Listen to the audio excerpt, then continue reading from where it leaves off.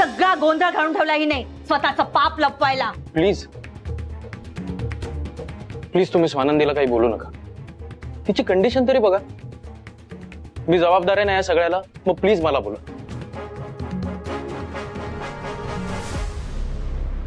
स्वानंदी म्हणी, मी इथे राहिल्याने तुम्हाला त्रास होणार असेल तर मी इथून निघून जातो.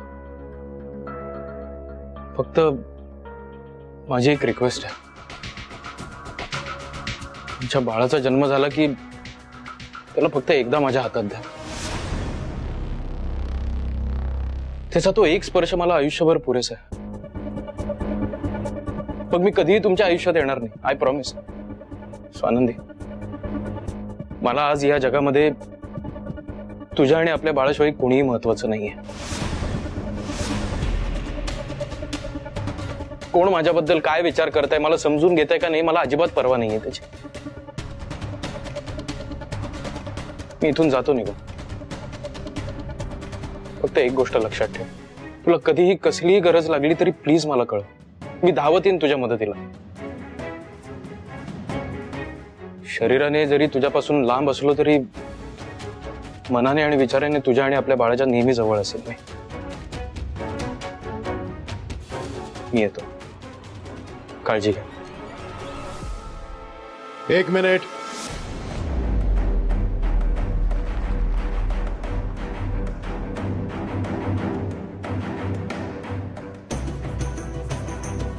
आम्ही कितीही म्हणालो की तो खोटं बोलतोयस तरी सुद्धा आम्हाला सायन्सवर विश्वास ठेवावा लागेल.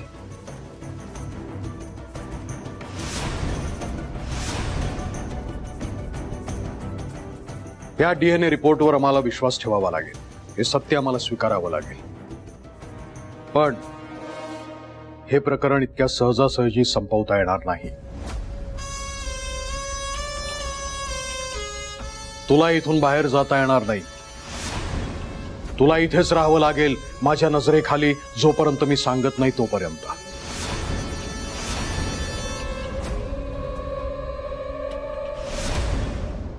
आम्हाला स्वतःला ह्या प्रकरणात लक्ष घालावं लागेल. काही निर्णय घ्यावे लागतील.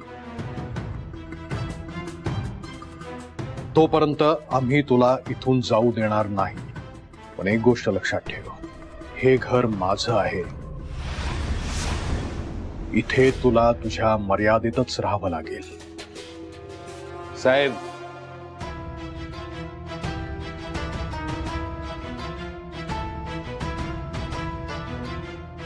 काय करताय तुम्ही?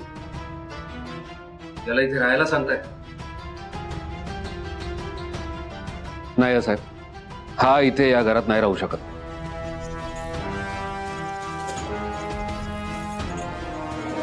सुजितराव, संचिता, याला आउट हाऊस मध्ये घेऊन जा. Okay dad.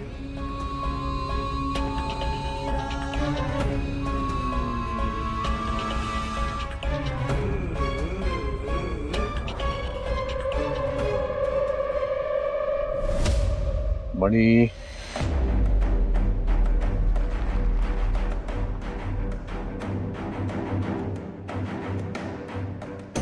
मणी, मला कळतंय स्वानंदीवर असे घाणेरडे आरोप करणारा हा समजा इथे आपल्या घरात तुमच्या समोर राहिला तर त्याचा तुम्हाला किती त्रास होईल ते. पण ह्या गोष्टीचा विचार कर की हा समजा बाहेर जाऊन मीडिया समोर त्यांनी तोंड उघडलं, समजा ह्या डीएनए रिपोर्ट बद्दल सांगितलं तर किती बभरा होईल. स्वानंदीचं हे प्रकरण पुन्हा चव्हाट्यावर येईल. लोकांना तिची बदनामी करण्याची आयती संधी मिळेल. आणि लोक आणि मीडिया, तुला माहिती आहे की अशा वेळेला हे निष्ठुर होऊन कोणत्याही थराला जाऊन ते बोलतात. त्या त्रासापेक्षा तो तुझ्या डोळ्यासमोर राहिल्यामुळे होणारा त्रास हा कितीतरी पटीनं कमी असणार आहे. मी काय बोलतो हे लक्षात येत आहे ना तुझ्या?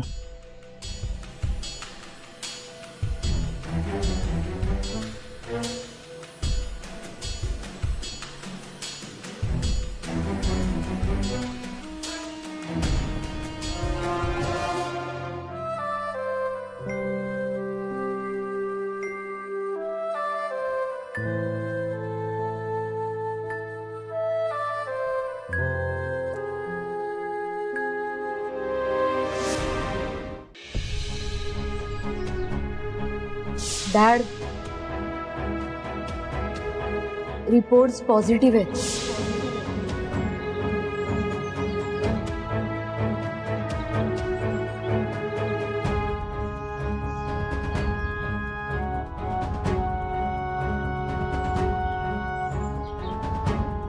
मणी, अश्रू पुसल्याने दुःख कमी होत नाही म्हणे. वाहू दे दुःख त्या अश्रूंना. आत दाबून ठेवलंस तर जास्त त्रास होईल. एक सांगते म्हणे, हे रिपोर्ट जरी पॉझिटिव्ह आले असले ना तरी त्याचा दोष स्वानंदीला नको देऊस. तिचा तर विश्वासच बसत नाही या गोष्टीवर. पाहिलंच ना तू, तिला तर आठवत सुद्धा नाहीये. आठवत नाही म्हणजे काय? आपण केलेली इतकी मोठी कृती आठवत नाही त्यांना. आणि आता भले आठवत नाही पण आपल्या सगळ्यांसमोर रिपोर्ट तर आहेत ना. हे तर खोटं बोलत नाहीये ना.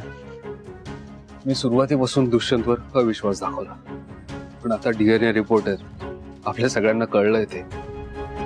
मॅडम, सत्य किती लपवून ठेवण्याचा प्रयत्न केला तरी काय खोटं नाही होऊ शकत ना. असं नाहीये म्हणे. मग कसं आहे, आपण सत्याकडे पाठ लपवली म्हणजे सत्य बदललं असं नसतं होत. खरं तर माझं चुकलं. मी स्वानंदीला लग्नासाठी होकारच द्यायला नको होता. मी जर होकार दिला नसता तर दुष्यंत, स्वानंदी आणि त्यांच्या बाळाच्या मध्ये मी आलोच नसतो. तू काय बोलतोय, तुला कळतंय का? पण काय चुकीचं बोलतोय मी?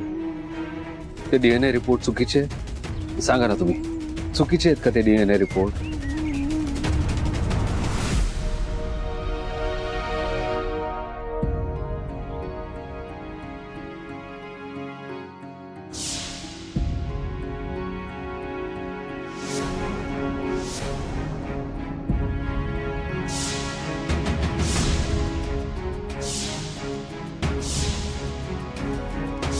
मला काहीच कसं काय आठवत नाहीये.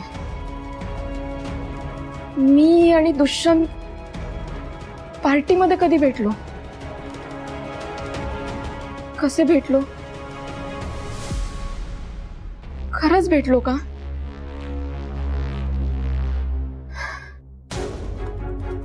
पण हे रिपोर्ट्स हे तर पॉझिटिव्ह आहेत. दुष्यंत माझ्या बाळाचा बाबा कसा असू शकतो?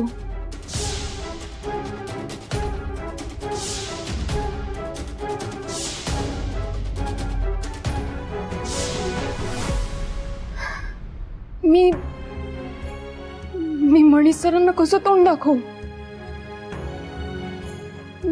मी त्यांच्याशिवाय कशी जगू? मला नाही जगता येणार त्यांच्याशिवाय. नाही, मला नाही जगायचंय त्यांच्याशिवाय. मी नाही जगू शकणार त्यांच्याशिवाय.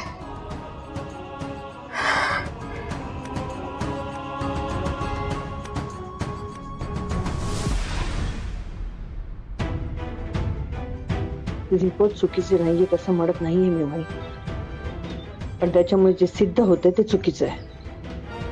स्वानंदी असं कधीच वागू शकत नाही. जाणून बुजून पण नाही आणि चुकूनही नाही. आणि रिपोर्ट जरी खरे असले ना तरी स्वानंदी खोटी आहे हे मी मानायला तयार नाहीये. आणि खरं खोटं करायला वेळ आहे म्हणे. आज या प्रसंगात स्वानंदीला तुझ्या आधाराची गरज आहे, तिचा नवरा म्हणून. आणि तू तिला आधार नाही दिलास ना तर माझी मुलगी आयुष्यभर रडत राहील, स्वतःला दोष देऊन कोमेजून जाईल रे ती. माझं मन म्हणतंय आपल्या डोळ्यासमोर जे येतंय किंवा आपल्याला दाखवलं जातंय ते दिसतं तितकं सरळ नाहीये म्हणे. मी लहानपणी तुझ्यावर संस्कार नाही करू शकले रे, पण तुझ्यातली माणुसकी, तुझ्यातला चांगुलपणा, हे सगळे गुण तुझ्यात माझे आलेत जन्मदात. तू माणूस म्हणून किती चांगला आहेस हे अनेक वेळा पाहिले मी रे मन. आज स्वानंदी एका परीक्षेच्या सामोरी जाते. अशा वेळी तू नवरा म्हणून तिला आधार द्यायला हवास. नवरा म्हणूनच नाही तर एका स्त्रीचा आदर करणारा पुरुष म्हणून तिला आधार द्यायला हवास. तुझ्यातला चांगला माणूस, चांगला नवरा अशा प्रसंगात समोर यायला हवा म्हणे. चल म्हणे, तुझी जबाबदारी निभाव. स्वानंदीला 7वा महिना लागलाय म्हणे, आणि यावेळी तिला जितका त्रास होतोय ना तितकाच त्रास तिच्या बाळालाही होईल. म्हणी ही वेळ राग काढण्याची नाहीये. चल उठ.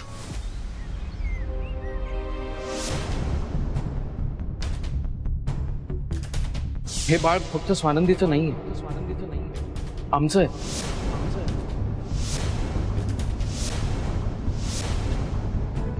मी बाप आहे या बाळाचा.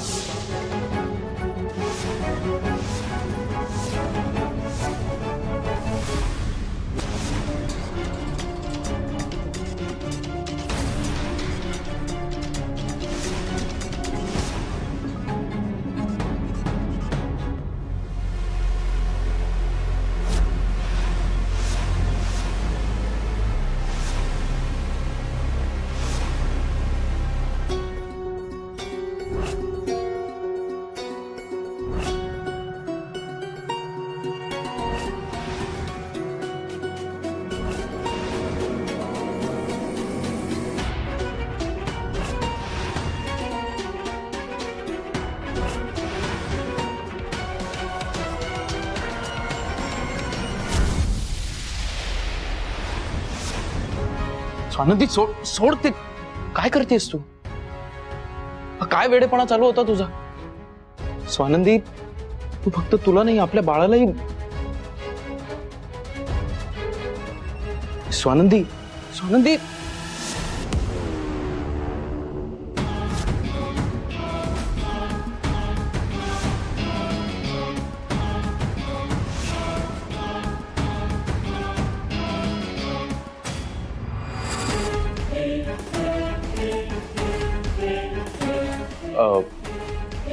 मणी, तू गैरसमज करून घेऊ नकोस.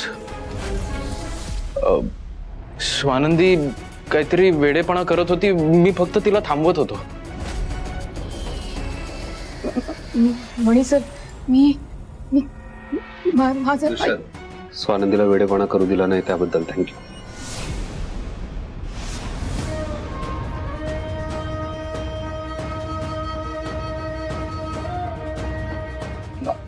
म्हणी सर, म्हणी सर.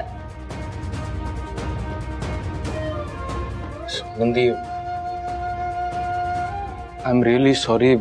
माझ्यामुळे आता तुमच्यात मिसअंडरस्टँडिंग झालं, पण मी तर फक्त हे. I am really sorry.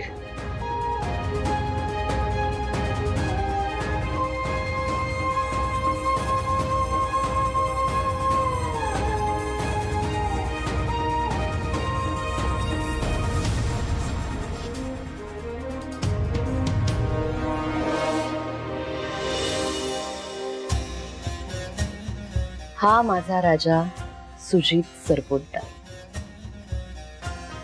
आणि त्याच्या ऑपोजिट हा मणी. पण हा जो मणी आहे ना, तो एकटा नाहीये.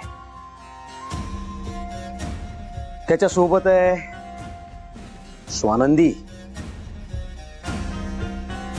वॉर्डन. ही सगळी त्यांची सपोर्ट सिस्टम.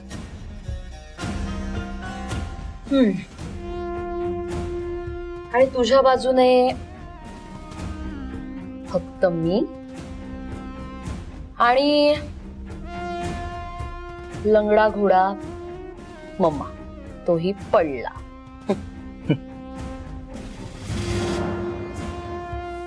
आणि माझी एक महत्वाची व्यक्ती सुद्धा त्यांच्या सोबत आहे.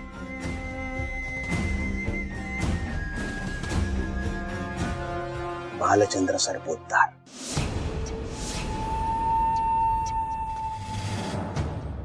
बेबी, आपल्याला घेरलंय रे सगळ्यांनी, पण चेकमेट नाही ना होणार. बेब्स, आणि अशातच एक प्याद आपलं या शेवटच्या घरात पोहोचतं. आणि प्याद शेवटच्या घरात येऊन पोहोचलं की मग जिवंत होतो वजीर.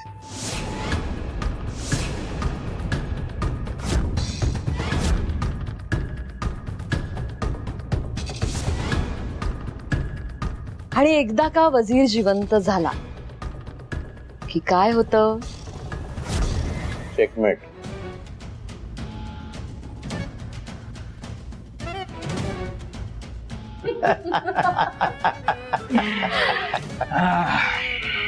वजीर. या वजीराने करू का चेकमेट? कुठला राजा करू? पांढरा राजा करू का काळा राजा करू? कुठला राजा तुला विटामिन एम देतोय? पांढरा राजा. मग चेकमेट कोण होणार? मणिकुमार. Congratulations guys.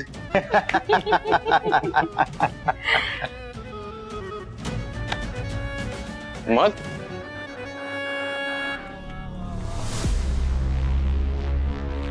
कसा वाटला माझा परफॉर्मन्स? कमाल. साबूक.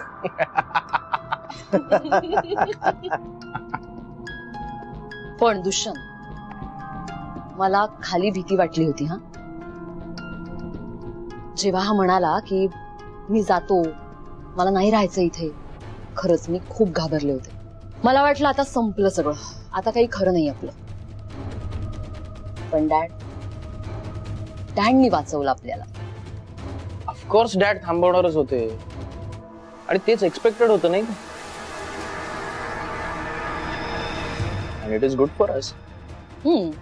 इथेच तुम्ही चुकताय गाईस. जर डॅड आपल्याला एक्सपेक्टेड वागत असतील तर this is not good for us. It's dangerous. डॅडच्या मनात नक्कीच काहीतरी सुरू असणार. Yes, you are right baby.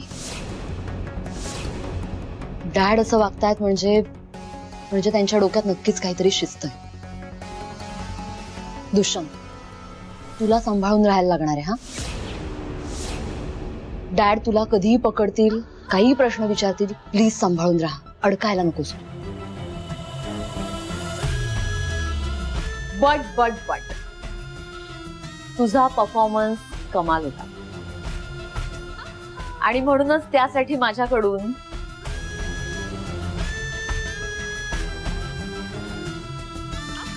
ते पण मला एक गोष्ट नाही कळली. मणी जेव्हा वरती प्रूफ आणायला आला तेव्हा त्या एनव्हलप मध्ये फोटोज कोणी चेंज केले? म्हणजे माझे फोटोज तिथे कसे काय आले? Welcome to Sanchita's world Dushyant. हो, पण म्हणजे हे झालं कसं? सांगते.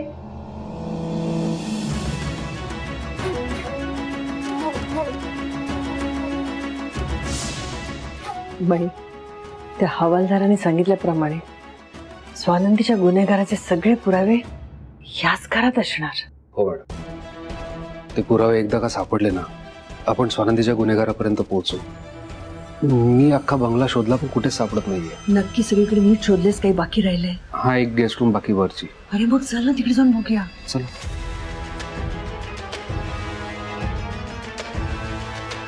बापरे, स्वानंदीच्या गुन्हेगाराचे पुरावे आपल्याच बंगल्यात आहेत.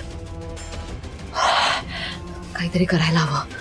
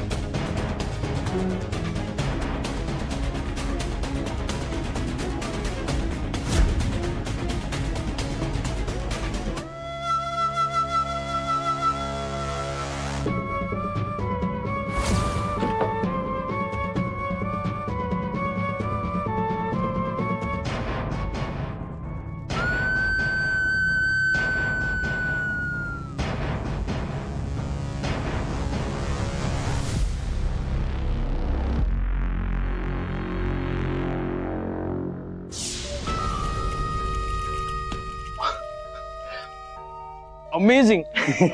You guys are amazing. पण एक गोष्ट नक्की आहे, हा गेम आता इंटरेस्टिंग होत जाणार. हा गेम इंटरेस्टिंग होणार आहे, बोरिंग होणार आहे, किंवा या गेमचं काय होणार आहे आय एम दिस बॉदर्ड. हा गेम मी जिंकायला हवाय, म्हणून तुला इथे आणलाय. Okay, chill bro, chill. हा वजीर याच राजाला जिंकवणार आहे.